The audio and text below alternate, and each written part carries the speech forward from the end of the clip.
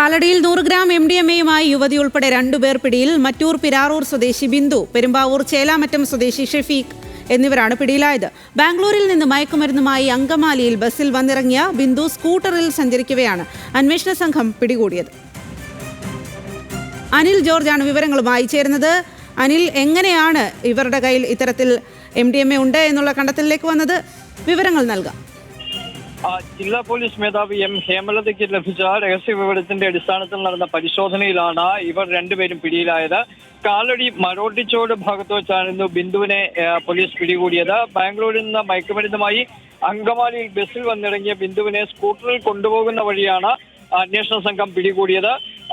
ബിന്ദുവിനെ ചോദ്യം ചെയ്ത് ചേലാമറ്റത്തുള്ള ഷെഫീഖും ബിന്ദുവും ഒരുമിച്ചാണ് ബാംഗ്ലൂരിൽ മയക്കുമരുന്ന് വാങ്ങുന്നതിനായി പോയതെന്നും ബാംഗ്ലൂരിൽ നിന്ന് മയക്കുമരുന്ന് വാങ്ങി ഷെഫീഖ് ബിന്ദുവിനെ ഏൽപ്പിച്ച് ബസ്സിൽ കയറ്റിവിട്ടുവെന്നും ബിന്ദു പറഞ്ഞു. തുടർന്ന് നടന്ന അന്വേഷണത്തിൽ ഷെഫീഖ് മറ്റൊരു ബസ്സിൽ ബാംഗ്ലൂരിൽ നിന്ന് പെരുമ്പാവൂരിലേക്ക് വരുന്നുണ്ടെന്ന രഹസ്യ വിവരം പോലീസിന് ലഭിച്ചു. പിന്നീട് അന്വേഷണ സംഘം ഇയാളെയും പിടികൂടുകയായിരുന്നു. ബാംഗ്ലൂരിൽ നിന്ന് വാങ്ങുന്ന മയക്കുമരുന്ന് ചെറിയ സിപ്ലോക്ക് കവറുകളിലാക്കി വിൽപ്പന നടത്തി വരികയായിരുന്നു ഇവരെന്നാണ് പോലീസ് പറയുന്നത്.